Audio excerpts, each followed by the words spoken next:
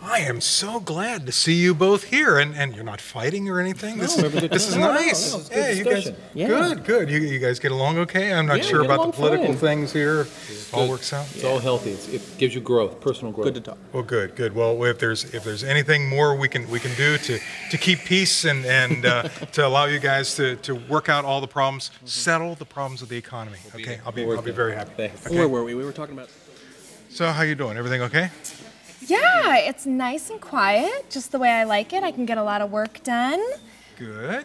I hate asking you this. Yeah. But when does filming start? Well, to be perfectly honest, I haven't seen Dirk in a while, and we really can't do the show without him. Oh, that's a shame. You know, I'd like another latte. Sure. Go right up. Okay. No problem. Tim. Hey. Have you heard anything from Dirk? I haven't heard anything about him since he found out Phil was his financial backer. You know, I don't think he's excited about that. I know he wasn't crazy about Phil being one of his backers, but I'm sure he'll be around shortly. I mean, and Phil, you know what? He's just going to be a minor distraction. I mean, there won't be any problems there with Phil. Yeah, I hope so. Down. I want you to get down and dramatic. Down, low. What is this? That doesn't look minor. What do you think it is? Well, it's annoying, is what it is. Is it upsetting you?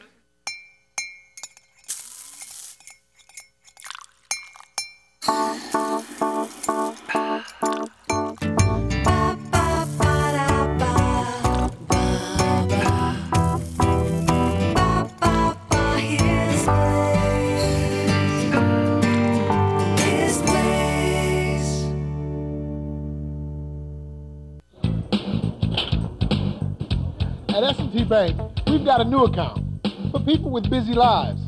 It's called the Preferred Account, and it's full of everything you need and none of what you don't, like free anywhere ATM transactions. So you never have to make a special stop to save a fee. The Preferred Account at S&T Bank. It's your life. We just made it a little easier. When I came to Bradley Physical Therapy, when I started, I knew it was going to be a long process, or I thought it would be, and I thought it would be something that I would dread 3 times a week. Oh my goodness, I don't know if I want to have to do that. But even after the first visit and the amazing help from all of the people, I found out that Bradley Physical Therapy was a place I wanted to be, not a place I had to be. And that made all the difference. Remember when paying attention to detail was important to building things that last? At Omega Home Improvements, we believe that your siding deserves that same attention to detail so it too is built to last. We specialize in a foam back insulated panel that features 5 times the energy efficiency and is 4.5 feet longer than other panels used on homes today. We're Omega Home Improvements, doing it right from beginning to end. Senior Care Plaza is a family-owned, long-term care residence that provides a nurturing home and a high-quality care program. If your loved one can no longer care for themselves, it's time to think about Senior Care Plaza. We call it care. You'll call it home. If you've been looking for a high-quality, top-rated personal care home with your specific needs in mind, Senior Care Plaza in McKeesport, Pennsylvania may be for you. Senior Care Plaza. What do you think it is? Well, it's annoying, is what it is. Is it making you upset? Well, a little bit. Oh, you know, that's why I like you, Tim. I've worked with the best, and I'll tell you what, you are a natural. Down. I need Hang on. Phil, what's this all about? Well, look, as an investor in perks, right, and Dirk isn't here, so we need to start making some films here, all right? Come on. You don't know how to film a television show. Oh, listen to you. You made your YouTube show. It's not the same thing. How difficult could it be? Besides, I have a secret weapon. I have Nino. Don't stop. Keep filming. This is terrible. You know what? Follow him. Hey, he's got work to do. No, it's all right. No problem. Don't worry. We'll be inobtrusive. It's good. Get him in. Security. Yeah. And, you know, this is a big issue. And I'm sitting here thinking, People in Washington are throwing around these giant numbers. And after a certain number of zeros, I think your average person just sort of tunes it out and thinks, big number, and that's all I really know. But what they're really thinking about, they're not thinking about the decades from now. They're not thinking about trillions of dollars. They're thinking, how's this going to affect me if they're near retirement? So what's the human side of Social Security? What do people have to be worried about? And more importantly, what do they not have to actually be worried about? The giant number is Social Security is $19 trillion in debt. That's a lot of zeros. That's how much you need. Yeah. On the other level, the person says, will Social Security be there when I turn 65? And will continue to be there? And the issue is, yes, we're not going to let that go. Because we've made that commitment. We've made that commitment to people. I mean, there are IOUs that pay it, and that's tragic. And I have legislation to say we should start weaning ourselves away from it, continue each year to leave some in that fund. Yeah. But it's going to be there. So that's an important problem, just like Medicare is going to be there. But are they efficiently run? No. I mean, Social Security since the Johnson administration became something they just kept borrowing from. Yeah. And now Medicare was left alone, but when the health care bill was passed, they took $500 billion out of it.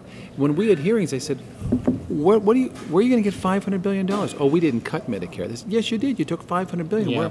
They said, oh, we're going to get it from savings. Well, what's the savings? Right. Reduce doctor fees. Oh, so you're going to have savings by not paying doctors. Yeah. We already have a problem with doctors don't want to see Medicare patients. Yeah. So it is a matter of revamping that. Medicare is pretty inefficient and wasteful in how it spends money because it comes down to every time a doctor pokes, pinches, prods, pushes, or pulls you, they get paid. Yeah. But they don't get paid to make you well. Right. And so they can't manage your case. And actually, we know that when doctors can work with someone who has diabetes or lung disease or heart disease and works with you to make sure you're taking your medications, you're following your procedures, et cetera, the health effects are much better.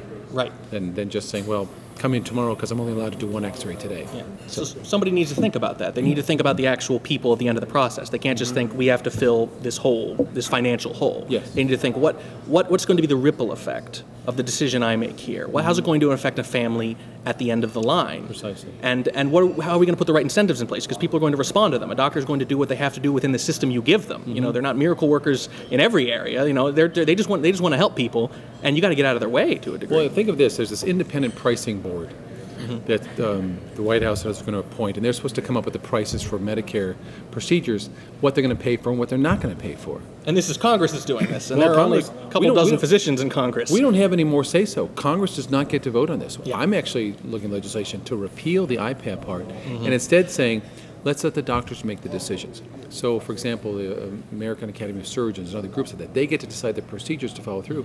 Medicare doesn't work that way. And if people ever really want to know the truth on a one-on-one basis, ask your doctor if Medicare, the way it's working, they would change it. And then you're going to have a discussion. You'll have an earful then. Yeah, well, that doesn't sound very controversial when you first hear it, when you think that doctors would make the decisions more than bureaucrats or more than some independent panel. They don't get to do it. But why is that such a controversial idea to Washington? Well, think of it this way. When your only tool is a hammer, everything looks like a nail. Yeah. And so Washington's only tool is to basically say we're not going to pay. We're going to pay less. Yeah. And this is where doctors are saying that we can't see the patients. So it doesn't even matter. It's just that's the only way they can view this problem. And that's what has to change. And I think we can do there. I think we give authorized doctors to do more and help them make those decisions and say, if you have a patient with heart disease or lung disease, and you have to make sure you're calling them on a regular basis, you're working with them, get to the appointments you need to get to, make sure they're following through the medication. If you see big fluctuations in symptoms, you change that, get them in the hospital. You can actually keep people out of hospitals and make them much healthier. Yeah. So the big problem is that the people who have to actually live with the consequences of the decisions are not the ones making the decisions. They're insulated from the problems. That's right. And from the ripple effects of Another all reason that. you don't want government making it way out there. Bring it back to the doctor's office. I think we can So, Phil is filming a show here too now? No. Phil is trying to film Perks. He's got me a little worried here, but don't you worry. I'm trying to get a hold of Dirk. I know I'll get a hold of him. Yeah, I'm not so worried. Well, you're still not thrilled about us filming Perks here. No, I like coming here and getting work done in quiet and peace. Speaking about getting work done, what are you working on? I've just been blogging. You know, I had maybe an idea for you. Okay. The other day, I was at a store and I'm getting some work done at the store, and this college student who's working at the store, I said to her, I said, well, what are you going to school for? And she said, well, I'm going for, I think it was English history or English art or something like that. And I said, oh, what are you going to do with that? And she said to me, well, I don't know. You got any ideas? And I said, well, you know, I know that there's a purpose. I said that everybody has a purpose. And she said to me, are you a Christian? And I said, well, what is your definition of a Christian? And she said, oh, that's those sad people that sing those old songs. And I said, well, if that's your definition of a Christian, then I don't think I am one. Do you ever run into that? I mean, what is, I mean, your generation's different than mine. What's their view of what a Christian is? Is that kind of standard of that generation? I would say that just personally, I don't even like the terminology of, you know, are you a Christian? Because that has so many different things that are involved in it, and so many different people have ideas of what that is, and they all differ. Like, I feel that people who I've spoken to, I don't like to say, oh, I'm a Christian, or you know, because they have a view of what that is right off the bat. Oh, so they've got a prejudiced viewpoint. Yes. They've got, just like this girl, had a vision in her brain of, okay, if you're a Christian, then you're an old fuddy-duddy who is sad all the time, miserable all the time, doesn't have any fun, and sings old songs. Right. And or so, well, what do you tell your friends you are? What's your definition? How do you define yourself? I like to say that I have many relationships with many people, and it just so happens that Jesus is one of the relationships that I have. I think that it's like anything else, something that you need to work on and cultivate, like any relationship. If I have a friend who the only thing that happened is she called me and I never called her back, she wouldn't be my friend anymore. So I kind of see it as that. Like, if all I'm doing, you know what I mean? If all I'm doing is praying to something that doesn't help me out, that's not what a relationship is. Or if all I'm doing is listening and not responding, that's not what it is. It's about a relationship and faith. But I think one of the biggest things for me is with the word Christianity or religion is the idea of a hypocrisy that everyone automatically sees, that I hate being associated with. Like what? Give me an idea of what you're talking about. I mean, because I hear those terms all the time. Well, all Christians are hypocrites, this, that, and the other. So when you say hypocrisy, what are you talking about? Well, I think that that's what it is people say, oh, you're a Christian. Well, you're not perfect. And I think to myself, no, I'm not perfect. Find somebody who's perfect, and oh my gosh, that'd be amazing. And I think that that's like a misconception. But I think that that's whenever you pinhole yourself into some sort of a religious view, or you know, if you say to somebody, oh, I'm a conservative, well, how conservative are you? You know what I mean? If I say conservative, you can have a view from here to there. You have no idea what that means. And I think it's the same thing with Christianity. If you say, well, I'm a Christian, well, there's so many different things that are involved in that, and somebody could look at that and take it as you're this, or you're this. You're talking about relationship, and when you're talking about relationship, Jesus said, you know, if you're no longer slaves, but you're my friends, and if you love me, talking about relationship, you'll keep my commandments. What do you think he was saying when he said that? I think it's really close. I want the intensity. I want to see the fear in his eyes. I want to see the steam. I like it. Filming started without me. It hasn't. This is just Phil being Phil. So, Marcus, tell me, how many people have gotten sick from your creations? Nobody's gotten sick. Oh, cardamom. Exactly. I mean, come on. How about adding a little spice? No, stop. No, you can't be asking me these questions, and it doesn't need any more spice. Absolutely, it needs. Come on, we need to fill this time. We need to make this intense for the viewer. We need a hook. I'm the hook. Man, see, Dirk didn't do it like this. This is crazy. Know what? You're right. Dirk didn't do it this way, and that's probably why he didn't get any financial backing. Don't worry, that's why I came to the rescue. Oh, I have a question I've been wondering. You've been having financial trouble with shenanigans and the IRS, so how can you help anyone financially? You know, let me tell. Actually, don't film that, okay? It's okay. Yeah, we won't have any of that. Listen, if it wasn't for me, Dirk wouldn't even know you exist. That is not true. That is true. Would you just relax? Let me work, all right, please? What do you think? I mean, it wouldn't hurt. Dirk isn't even here to film. It will be like practice for when he gets back. You know what? That is one very bright young lady. Thanks. I am going to make you my new assistant. What? I'm an assistant captain and a co-star? First thing you can do is get me a coffee. Oh, on it, sir. Thank you very much. Okay, get back right up in there. Close, intense. I want to see the sweat on his brow. His place. Just small coffee, please. Wait, small coffee? You always get the caramel mocha lead and I get the mocha light on a muffin. And are you cutting back? You have heart problems? Nothing like that. I am cutting back, though, because there's some things that I want to do. Oh, you mean like buy a new car or a big vacation? No, nothing like that. See, I've started 20 for 20. It's this way that I can reach out around the world through my neighborhood and literally around the world. It's Cornerstone Television's new outreach program where 20 for 20 stands for $20 a month for 20 minutes. Basically, for $20 a month, if I skip a few muffins and a few scones every month, then what I can do is support 20 minutes of Cornerstone Television's broadcast day. Well, no, they broadcast in my neighborhood, around the country, and around the world, right? Yeah, well, my $20 is bringing the gospel to my neighborhood as well as around the world, but it's doing more than that. I'm feeding and clothing orphans. I'm also seeing families restored. And you know what? The other night, somebody called, and they were at the end of their rope. Somebody prayed for them. Their life was changed. I like to believe that that was my 20 minutes. That's worth skipping a few muffins a month.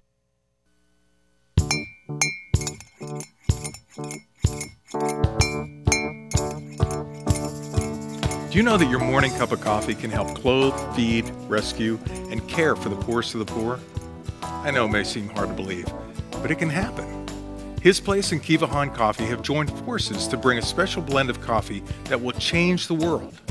Hope Coffee is a direct trade coffee, which means that the families of the people who work hard on the coffee farms receive the funds directly from their harvest.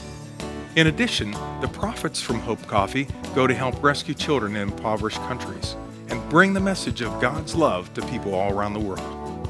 For a limited time, for your gift of $37, we'll send you as our thank you a His Place mug and a 12-ounce bag of Hope Coffee.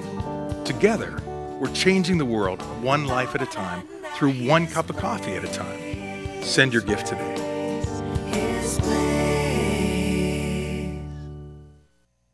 Marcus, what's the matter? You should be so happy you're going to be filming your show again. Yeah, but, I mean, how can I be happy with Phil in charge?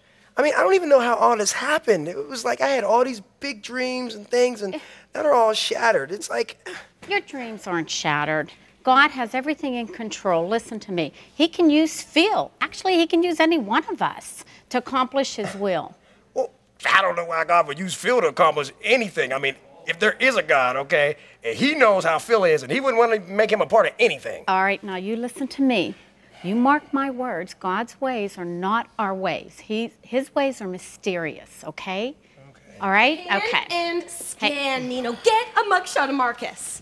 A mugshot? That's the way. More emotion. Don't hold back, Marcus. What is your biggest fear?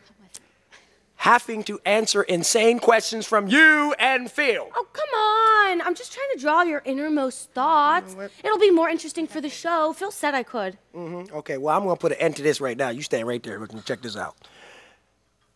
Voicemail again. Look, Dirk, listen, I need you to come back here right now, okay? Sam and Phil are losing their mind. I'm not kidding you. They just took over. Yeah, listen. They're driving me crazy. Crazy. Bye.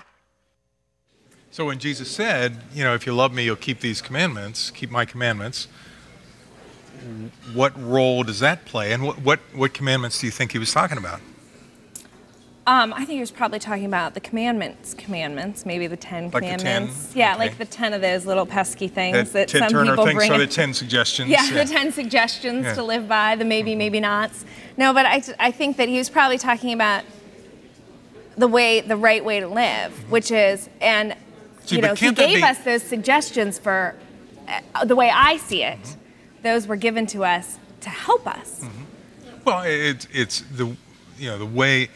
It's all about relationship, like you said.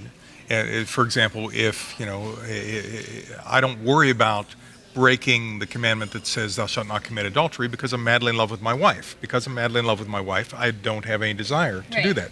And if I'm madly in love with God, then I don't want to lie. I don't want to covet somebody else's stuff. I don't want to have some other God or things like that. But it is based on because I think. Do you think people ever get confused about, okay, the commandments are like boom, it's like judgment, it's wrath, it's and then relationship is like love and feeling good. Right. Well, And I personally don't. I see, you've got, people always say, well, you've got the Old Testament God and you've got the New Testament God. And are they at odds with each other? You've got the Old Testament fire turning into dust and the New Testament. That comes from people that haven't read the Old Testament. Yeah, that's right. But I mean, you'll hear that all the time. You're like, well, which God are you talking about? It's the same God. Jesus is the same yesterday, today, and forever. It is the same God, but I think that it is, like when you're saying a relationship, it's a combination of both. Is it, you've got these things that you go by, but you also if you find Mr. Right someday, you find Mr. Right, would you want him to fool around on you, or would it be a suggestion that he doesn't fool around on you, or would you say, you know what? I'm going to kill you if you fool around on me. Oh yeah, there would be like knives and. and what I'm saying, I mean, that's not the type of stuff that God does. But what He does is He says, "Listen, I love you and I want to bless you, and if you do these things, I can bless you, and if you don't, I can't, because you know what? I can't lie. And if you, I said if you do these things, you're not going to be blessed, and if you do them, then But I mean, find one person that hasn't. That hasn't gone against one of the 10 commandments in their life. I mean, that is Jesus. That's what we're made in His image, but we're also sinful. So you have to look at that and you have to say, yeah, that's what people think. Oh, are they just suggestions? No, they're commandments, but luckily, because you have a relationship and because you can ask for forgiveness, you don't have to just sit there and get condemned. Because there is forgiveness in most all relationships, thank God. That's good. You can then say, I'm sorry that I didn't, like whatever it was. It was grace. It's grace. It's a word we call grace, where it's, listen, I can't live up to these things. Right. But God, you made a way to step in my place, and so that I don't have to live up to them. Right. But you make it happen for me and through me, and so. Yeah, and I think that that's definitely an important thing for people to understand with Christianity is that you can make a mistake. I'm sorry. Hey, you got a different email from somewhere. I'm not sure where it's from or it was addressed to. I want you to check on it before I put it together. Okay. Excuse me. You okay with your line down? Some people are saying at last. Some people are saying not quite. But it's starting to happen, for better or worse. And I think a lot of people, including myself, are sort of sitting back and taking stock and thinking, what happened? Where are we? What should we do now? And just like with Social Security, it's not the same for normal people as it is for politicians. They don't necessarily see the broad strokes of history. They see a neighbor who's missing a leg now. They have a family member, a mother, a father, an uncle who was over there. Some of them who enlisted way past the age in which you normally would enlist in military service. You're in the Navy. What's the human side of this? What are people missing when they listen to people in Washington talk about it who haven't seen these things firsthand or thought about the human effect? Well, from my perspective, the human effect with some of the patients that I see at Walter Reed Hospital is these are real lives. These are young men, in some cases young women, who gave everything they could, and in some cases lost a leg or an arm or an eye or a severe head injury. And that's the tragedy of war. I mean, war is never a pleasant thing. And yet these are proud men and women and proud heroes, and their families are proud. And one of the best things we can do as a society is welcome them back. You're going to have a lot of people coming back with post-traumatic stress disorder, but most are not going to have it. Right. You're going to have people who come back stronger and better and smarter and have incredible skills they can contribute to their community. Don't baby them. I mean, it's a great thing. We're welcoming them back, cheer them on. They did important things for our country. We don't want to do what happened before in the wars. These are great folks, and I think we're going to be better off for it. Now, what happens to Iraq? That's anybody's guess. I mean, it's not like there was a clear definition of the war is over. It's like more or less, okay, time's up, let's get out of here. Yeah. And that bothers me, quite frankly, because I don't know what's going to take place. We hope Iraq has stability, but it's still a very ugly part of the world where a lot of bad things happen. You still have Al-Qaeda and Taliban want to dominate countries, Muslim Brotherhood. I mean, you name the group, they're all out there. Hamas, Hezbollah, fighting each other. Yeah.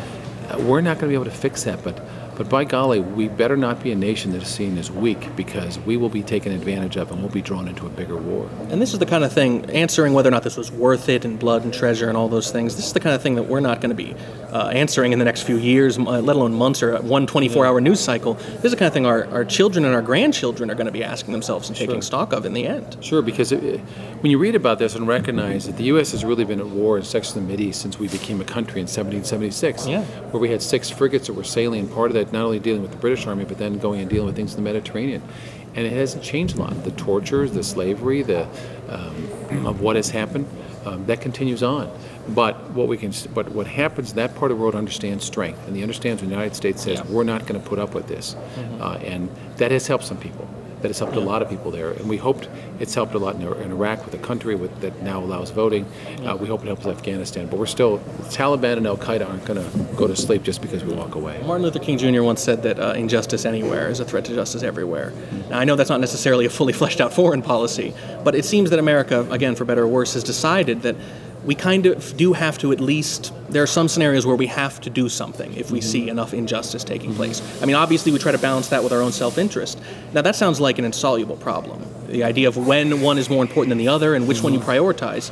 I know I'm asking an impossible question, but how do you strike that balance? Who knows? I mean, when the issue with Libya came up and we asked the president, tell us why we're there and what we're doing, awful tragedies in Libya. I mean, let's face it, their leader was terrible in terms of what he took in human toll and suffering. But we also have that on our border in Mexico. 35,000 people have died there in terrible drug wars. What the heck is going on? Now I'm more concerned, quite frankly, with taking care of our border and dealing with our neighbor and getting that stable government. That's very dangerous in terms of what's taking place there and hurting a lot of Americans too. But it's always a matter of making some decisions. What I hope that doesn't come out of this, we just say, let's not get involved anywhere. We take an isolationist approach. And we really do understand there's a great value in having a strong military and have the world think we will use it if you go after us and harm us again. So you think it would be a mistake to use some of the difficulties we've run into as an excuse to just withdraw, close ourselves off from the world? We need to be involved. Can't do that. We're going to see injustices that need to be righted. And we're going to still have people out there who want to kill us because people are Christians or they're Jewish or whatever. Tim, you have to tell them to stop. Get What up in there. is your earliest memory? Oh, I like that. Oh, thanks. Yeah. Are you afraid to cry in public? Tim, see, Tim, they can't be asking me stuff like this. Oh, that's excellent. Oh, you know what? Wait till you see in the editing. That's where the real magic happens. Absolutely. Dirk, yeah. Oh, where in the world have you been? Yeah, I'm sorry that Marcus left you several dozen messages, but listen, we really need to talk. You got to hang on. Let me get into my office for a minute. Stay on, Marcus. Yeah. No. It's okay. You know what? Don't worry about him. Just keep going. You have us. Yeah, us. Yeah, don't worry. Oh, you know what? I don't think he is ashamed to cry in public. Just let it out. Get this. More emotion. This ain't how it's supposed to be. This is Okay. great. Just let it out. This ain't funny. It's all right. Grandma. Classic. So come on in and find a friend to help you on your way. Pull up a chair and find his care. We'll be here every day in his place.